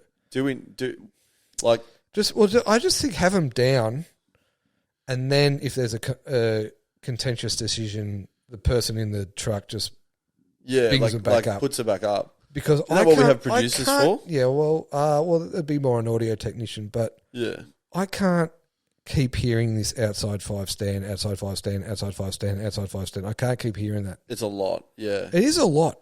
Yeah. And no other sport has their umpires like that. No.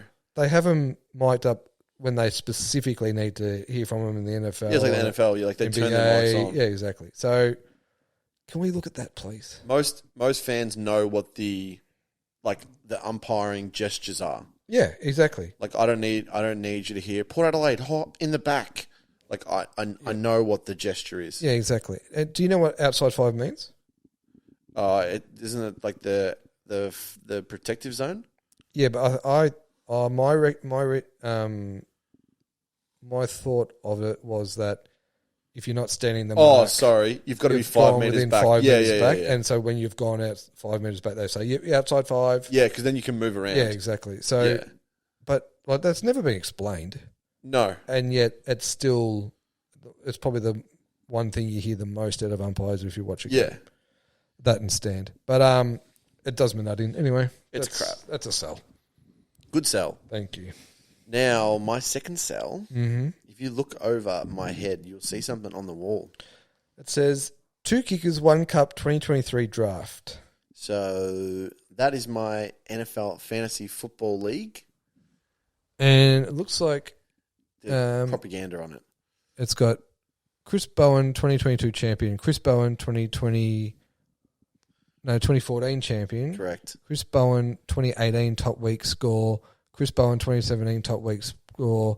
Chris Bowen, 2005. Yep. DVCA rep side. Yep. That's pretty good vision from you too, by the way. That is great vision. Yes, Thank I you. did make the Diamond Valley Cricket Association. That's representative 2040 side. vision. I'm at least 10 metres away from this board. You are, yeah. So I'm selling, as we just had our draft a little while ago, and the board's still up. Yep. I'm selling fantasy draft meltdowns. Who's melted down? You did. Yep. Why? I did all this work. I do months of research. Yeah. A lot of the people in this league show up Just- tonight and just yeah. do it. Yep. And you know what they do? They take players that I want, and when I got pipped 3 times. And you'll understand this because Yep. you're a fantasy drafter. Yep. I got pipped 3 times with the player I wanted, the pick before mine, Ooh. and I spiraled. Yeah. Yeah, I set a whole plan. If I take a tight end in the first round, I'm not reaching for a quarterback. Guess who has 2 thumbs and reach for a quarterback? And I just Plan went to shit. and so I honestly think I've put together a disgraceful team. Well, I was going to say, well, you might be, but then I was like, you know what? The success is built on draft night. In fantasy, in any fantasy sport. Yeah, the foundations are laid. Yeah. And here's the thing: I'm the most active with ads and drops by a long way. Yeah. And I stand by that. Yeah. Because I would rather hear something, pick up the player, look into it more, and then go, oh, actually, not much in that. Yeah. Catch you later. Yeah. Then be like, let's read about it. So I'm not writing my season off, but I have really shot myself in the foot, like with a assault rifle, AK-47, just destroyed my foot. Oh dear. You never know. So the trophy might not. The trophy may not be here. Longer. No, we may not be adding 2024 to anything. No. But you never know. Who knows? Never know your luck. It's a long season, and we haven't played a game yet. Mm-hmm. That's right. My last sell is UFC fighters unable to recognise when their opponents have been knocked out unconscious. Oh, they don't care. They call it the ground and pound, but surely when your opponent's lying there like a first aid dummy, you don't need to give them a few more smacks in the brain box, do you? Like, no, it's the hammer fists too, which are like. I was watching it, my goodness. and I was like, that dude has departed. His soul is left. He is dead. He is, and you've no longer with us. you've just decided to give him a few smacks around the ears just because You've just thought to give him 8 hammer fists. just in case he Just to make suddenly sure. comes to life like Jesus on the third day. It's quite It's brutal. It's a brutal, and I suppose what I was like, you know, the AFL cracking down on head knocks and CTE, and you've got all these sports that are so worried about it, and then on the flip side, you got this UFC, where they're just literally just smashing each other unconscious, and then still still ground and pound until the ref just rips him away. Still just headbutting them. So Simple buy. what was a sell? Simple sell. Don't.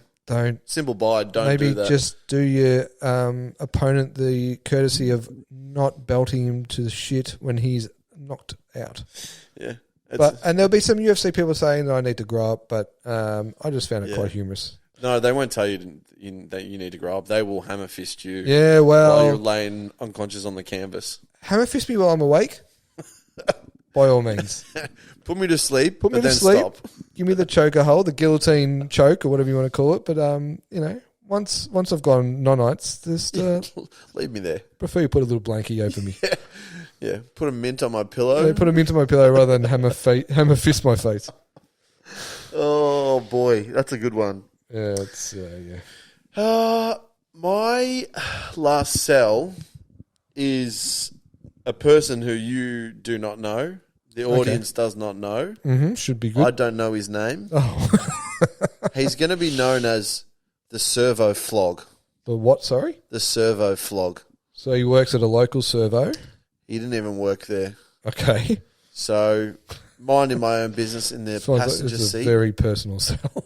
Yeah. Minding my own business in the passenger seat, pulling into the servo. Yep. And a car just follows behind quickly and takes the next Bowser. Yep. Whatever you would call it. Mm-hmm. And, like, he kind of hits it with his mirror to start. So, like, I'm not off to a good start. I was like, geez, have a go of champion here. And he gets out of the car. He's brushing his teeth. Okay, that's and I'm like, unique. So it must be pretty late at night, I'm tipping. Nope. Are we talking early in the morning?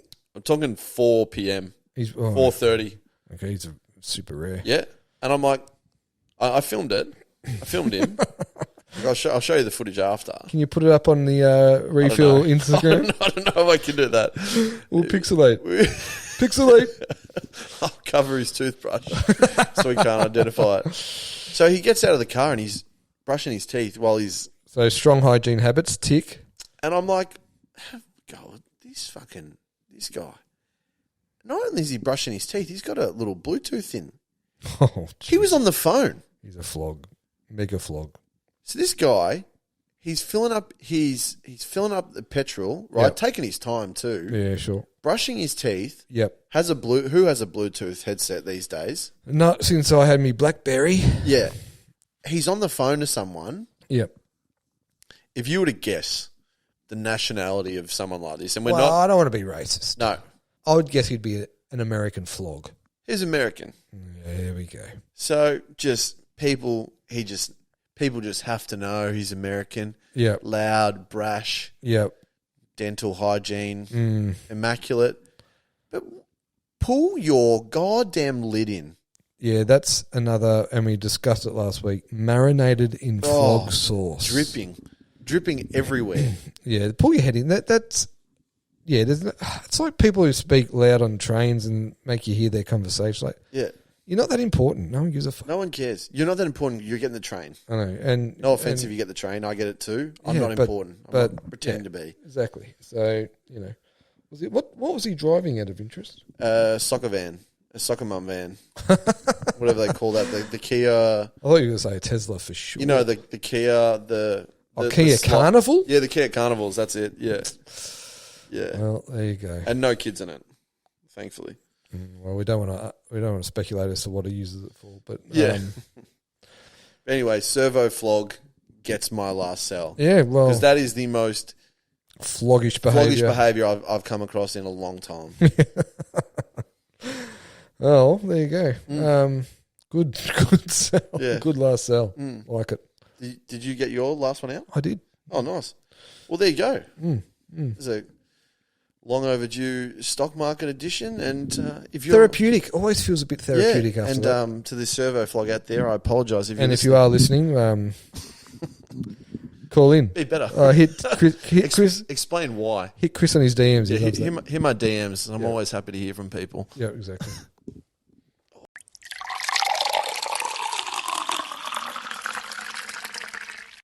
Let's finish off this. We may go through, I guess, the finals teams that didn't make it. And we talked about the teams that have made it. What about the teams that missed out and already on their Mad Monday? Where to next? We'll go from the top. Mm-hmm. I don't know if you've the ladder there. I do. Finishing in 9th position was the Western Bulldogs. Something's wrong down there. I feel like they need to change a coach. If they don't change the coach, they need to do a Bomber Thompson style setup where they need to let Bevo just coach, because at the moment it feels like he's probably got a bit too.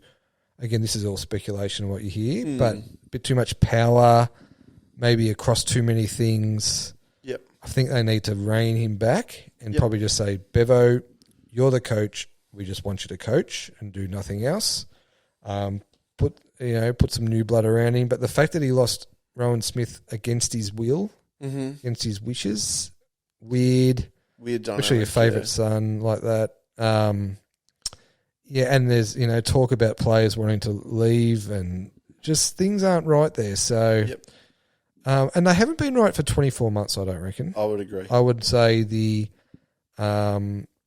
chasing their tails almost, it feels. Yeah, but even Bevo's attitude, probably from the Tom Morris press conference, which was round 1 last year, I think. Yeah. Or round 2. I think it was round 1. It was really odd behaviour then, and ever since then, I just reckon things have been weird. NQR. Yeah, I would agree. It looks like they're probably going to lose Bailey Smith. Yeah, I think he might go to Geelong. Yeah. It's got a Cotton On sponsorship. Geelong is sponsored by Cotton On. You do the maths. Yep. English is out of contract next year. Norton's out of contract next year. There's whispers Treloar wants to leave. I think something's going to give, so we'll see what it is. Mm-hmm. But they did sign Bevo to a 2-year extension in December, which was a weird thing to do. Mm. And, you know, I know it's funny because, like, Kane Corns is a massive critic of Bevo. Yeah. And a massive supporter of Hinkley. But when you actually look at it, Bevo's made 2 grand finals, won a premiership runners-up in the last 7 years. Mm-hmm. And Hinkley's never made a grand final. So cop that, Chris. I think you can be, you know, you can overlook the fact that just 2 years ago, the Bulldogs upset Port and made the grand final. They didn't just upset us; they beat us by 95. And halfway through the third points. quarter of that grand final, they were right in it until Melbourne just went ham. So, probably the biggest watch this space, I reckon. Massive watch this space. What they do and how they approach the beverage situation is going to be fascinating. Mm-hmm. Do they need to recruit anyone? Any positional sort of stuff they need to look at? They probably need another defender. I think definitely. But like, yeah, it's a hard one. Like, I mean, I was of the belief that like I probably would have, if I was in charge, I would have gone with a fresh face at the helm. Yep. Nothing against Bevo. Like, I would have. I'm not saying he shouldn't have coached. That's again. not a personal thing. Yeah, it's not a personal thing. It's like, you know, Kevin. Sometimes you can Kevin just Sheedy, like his message fell on deaf ears. Sometimes you can just tell when a coach is cooked at a particular group. I mean, it happens. Damien Hardwick, exactly. So Ross Lyon at Freo, Mark Williams at Port Adelaide. There's a whole heap of examples. Yeah, yeah. So yeah, I think watch this space with them. Really good list. Yep. The top end of the list is really good. Bottom end of the list is not good. Yeah, the depth falls away very quickly. Yep. Adelaide? I cannot believe they missed the finals. They were definitely one of the best teams I saw. Their fault for not making the finals. Yeah. Yeah, they lost too many games away. Yeah. And they lost too many. They lost too many games where the other team had no business being in the game. Yeah. Yep, they didn't put them away. All their fault. Which is fine, but I'm very bullish on them next year. Yeah. I think they're going to go Eventually you figure that out.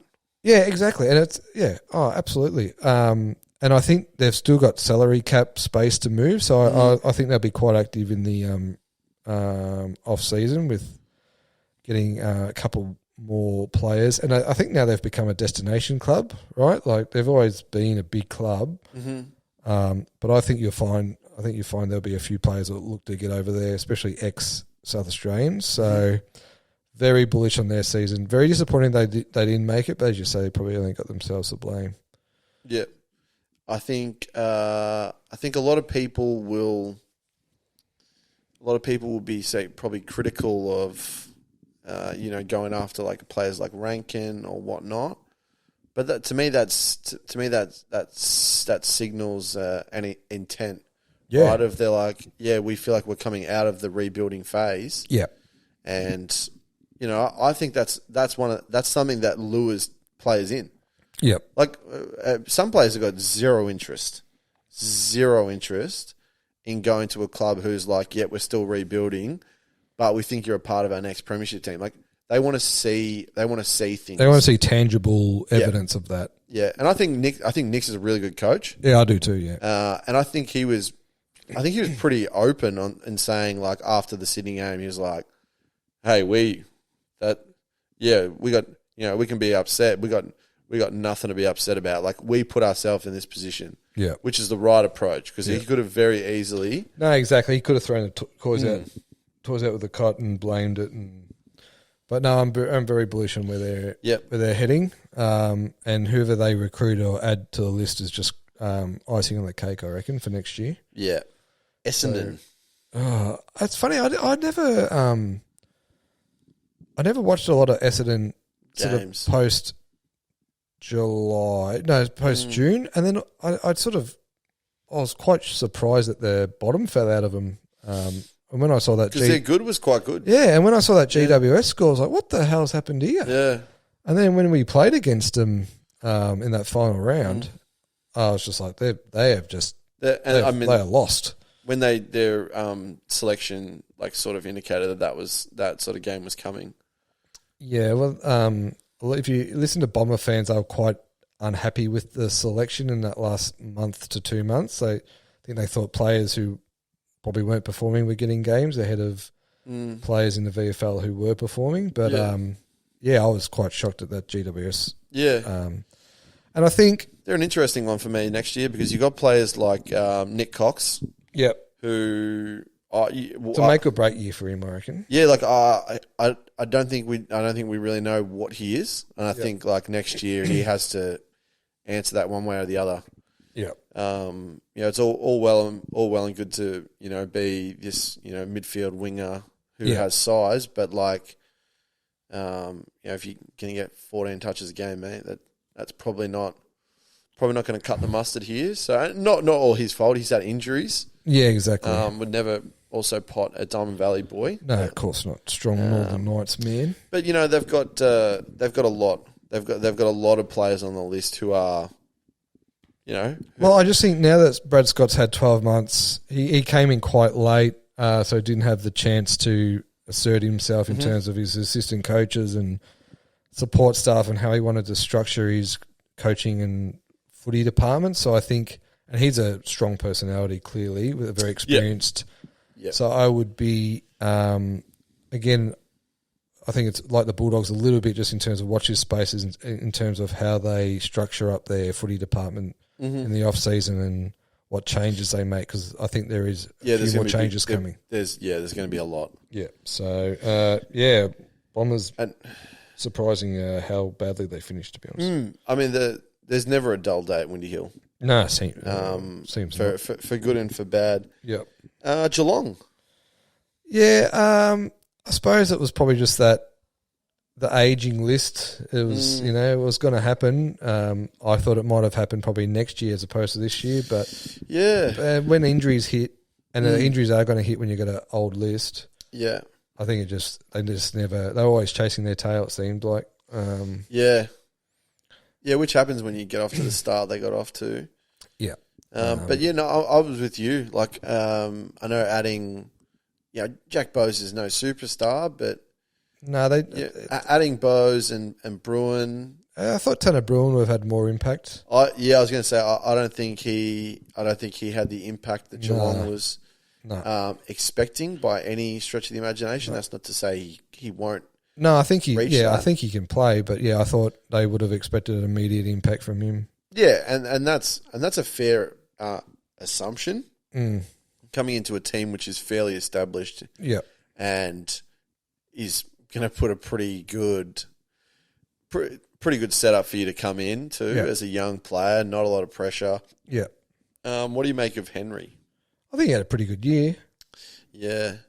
I don't. Having said that, I'd be interested to see what you think. I don't reckon he plays in Collingwood's first final if he stayed at Collingwood. No, I would agree with that. I don't know who he's pushing out of that team. Yeah, if you look at it on paper now, it's like I don't think he plays. I think he's probably maybe a sub, but probably in the emergency list. I just don't see. Would you use that player as a sub?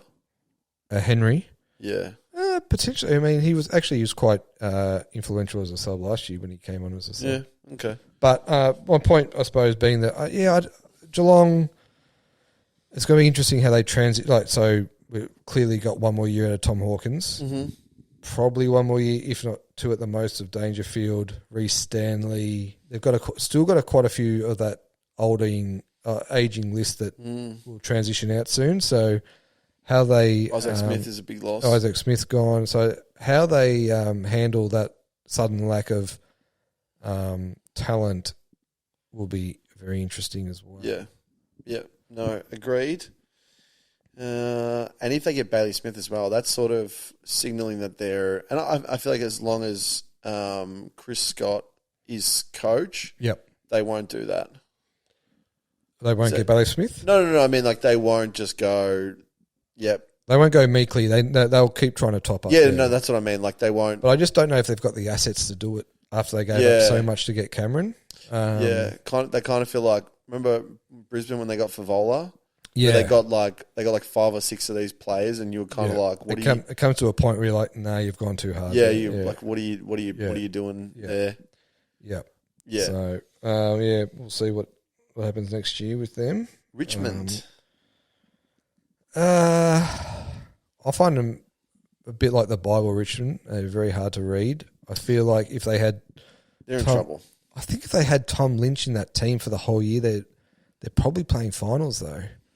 I wouldn't disagree with you, but I also think that they're probably still making up the numbers. Yeah, well, again, they've just lost a sudden. Well, they should have some salary cap space. Cochin gone, Rewalt gone.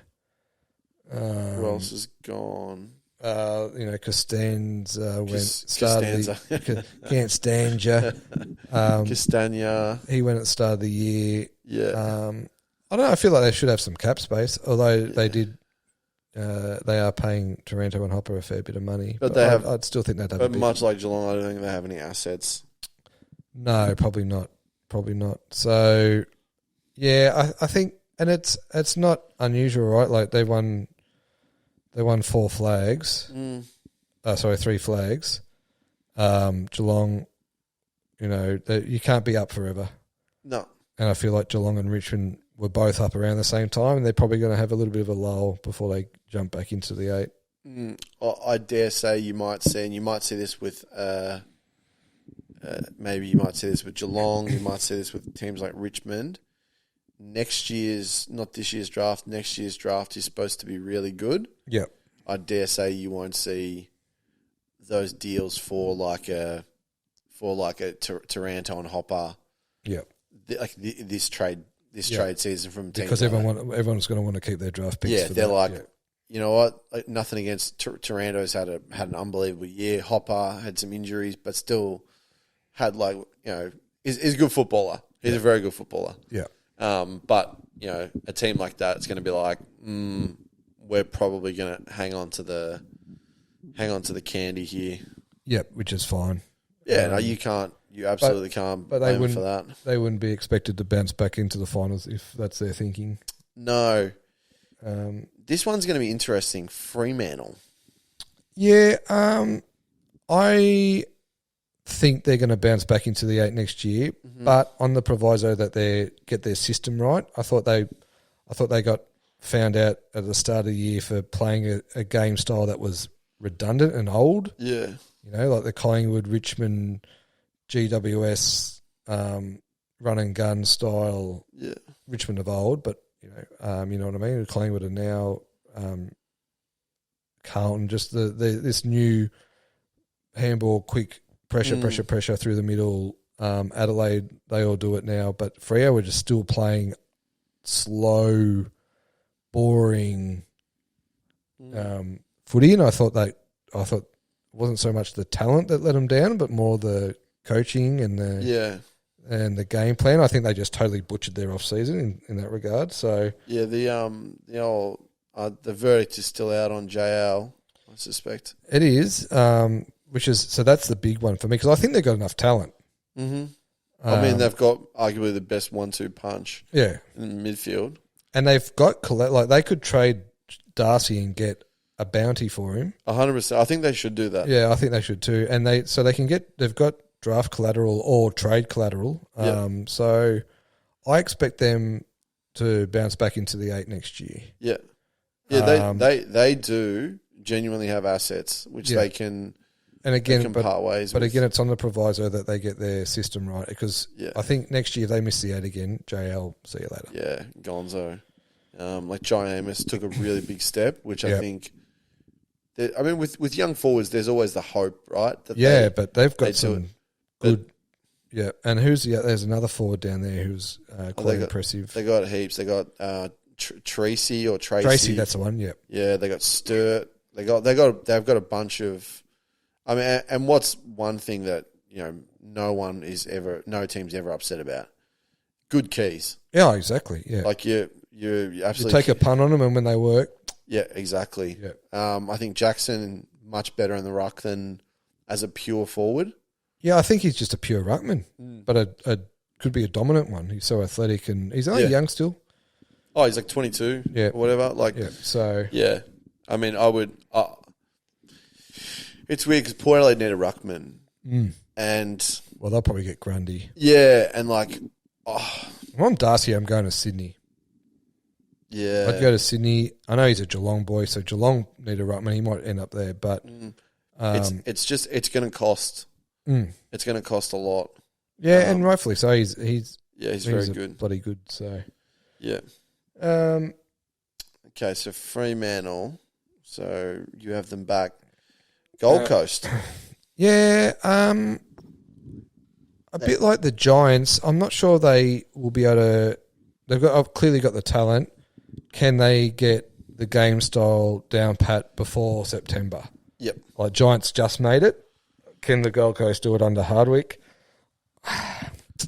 They got a ruckman, they got a forward, and they got a midfielder coming in this draft, and they are all elite talents. All play round one though. The ruckman probably the only one. So him and So Witts. Jake Rogers. No, I don't think he won't. But the other two ruckman, will? The other two will. Yep. So Jake Rogers is the midfielder. Yep. Strong name. This kid does not look like a kid. Yeah, right. He looks about as bona fide ready Yep. for AFL football as any of the draft prospects that I've seen. Yeah, right. So the way the system works, so he plays in the Gold Coast Academy. Yep. They play maybe 4 or 5 games. Yep. The rest of that time he's playing VFL. Big boy. Big body. He's big. He's ready. So Yeah, I mean, I don't think talent's their issue. no, It's just, as I said, whether they can get Dimmer's game plan going. I still, it feels very, I know Dimmer said I'm not the Messiah, but it feels very Messiah-ish.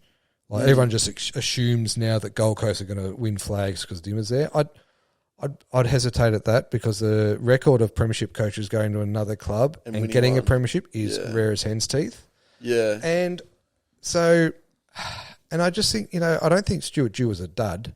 no, So I don't think it's just like Damien Hardwick is a 6-goal better coach than Dew, for example, however you want to equate it. I'm just a watch your space. I think their talent is undeniable though. So yeah. Noah Anderson is. if he doesn't win the My Brownlow goodness. next year, it'll be the year after. He is so fucking good. Yeah, Mind my French, but he is unbelievable. yeah, no, We're spoiled. The game's in a great place. It's an unbelievable place.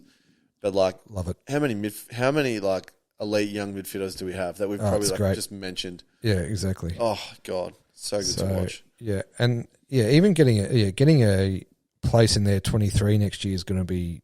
They've got a lot of depth. Yeah, crazy it's gonna depth. be tough. Yeah, And they might be ripe for the picking for a few trades and whatnot. Yeah. This year, I don't know. yeah. Like, Because Dimmer is going to want some senior talent around these kids, right? Just Yeah. probably ex-Richmond, maybe. I don't know. I would love Lukosius. Yeah, Lukosius is a And gun. he's from South Australia, Yeah. and there was like been murmurs that he's wanted to leave anyway. So Yeah, I think he's. Oh God, I'd take him in a second. oh yeah. But geez, if either Adelaide or Port Adelaide got him, I'd plenty straight away. Yeah, But yeah, they're a fascinating watch in terms of how quickly they can jump into the finals if they take to Dimmer's plan and all goes well. yeah. Hawthorn, you're the team that you bought. Yeah, Where do they go next year? I don't think they make the finals next year. I think they're a 2025 team. Yeah, I think one more year of just This? topping up their talent, yeah, and then they start to And then they'll probably go, right, who can we grab? Like Adelaide, when they grabbed Rankin, it'll be, right, who can we grab? Who's out of contract? Yeah. Who can we pinch that's just going to give us that little extra 10%? And 2025 onwards, Wooshka. There's so many of these players you kind of like, you knew about them, but then you're like, what do I really know about them? You watch them and you're like, yeah. Jesus, hang on.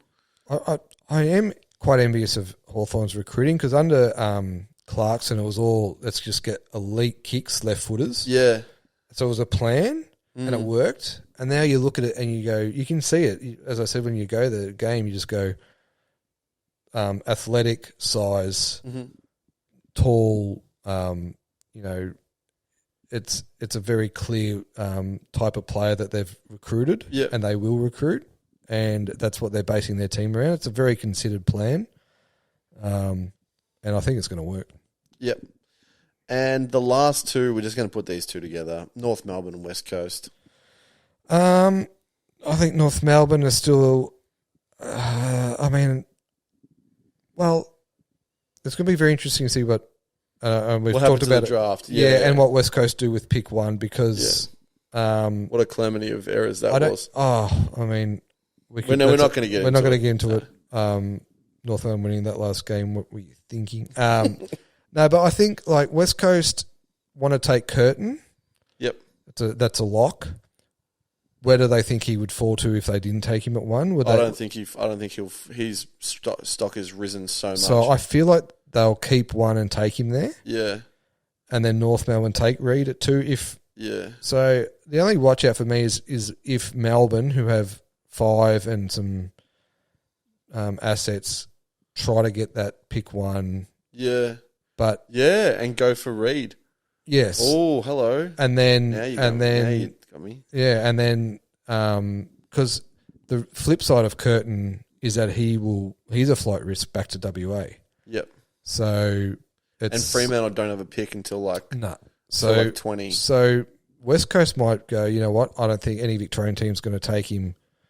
So we're good to hold to 5, and then so I think that whole draft swap situation could be a bit drama. Could be a bit going on. And just quickly, Adam Simpson, I wasn't surprised by that. No, either. I reckon it's not his fault.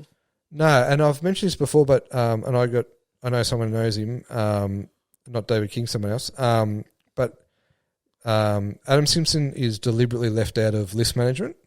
Yeah. And I reckon it's a great idea because it doesn't. When a coach starts having say on list management, it blurs the line. It blurs the lines, greatly. So West Coast is just like, we recruit him, you coach him. Yep. And I think there was a point of frustration for him because there was some players that they brought in here he didn't want or didn't like or whatever. But I think that's ultimately saved him. And so I think that's part one why he got saved. And then part 2 is because Justin Lang is on the Eagles board, a very loud voice. If there's anyone who's going to support a coach not getting sacked, exactly. Especially a premiership coach. Exactly. So, and I mean, I think the money is probably the third thing. Honestly, I think West Coast could have afforded to pay him out. So they could swallow that. I think it was more the first 2 that saved him. So we'll see how he goes. But I think I'd back West Coast to rebound before North. Agreed. Yeah, agreed. Don't really have much to say about North Melbourne. Good young kids, good coach, but they're still a fair way off. And the intrigue goes to the draft, really. So yeah, it'll be. I can't wait for the trade period. I love it's like Christmas. Yeah, it is. It is like Christmas. But first, we must watch our teams play off in the grand finals. Yeah, good luck. And to you, my friend. Thank you. I'm going to need it. Probably a little bit more than you, but we'll never know. Long episode, but a good one. I hope you enjoyed it all, and if you love your footy, that's just 2 nuffies talking footy, and I hope you enjoyed a bit of footy talk. Yeah, just a bit of footy talk, because you know what? Yeah, just 2 blokes talking footy. And talking about the game that's just in such a great place. It's in great nick. Oh, it's in great nick. All right. Go the Pies, go Port. Go Woodsman! Speaking of floating on air, my first buy is Mascots Trucking Kids. What? Bull Nuff alert. My last sale is Chuppa Chup wrappers. You're looking vibrant, relaxed, youthful. Thank you. Yes, I I don't feel any of those things, but Neither do I. I don't look at. Wham. oh god, we've gone full nuffy.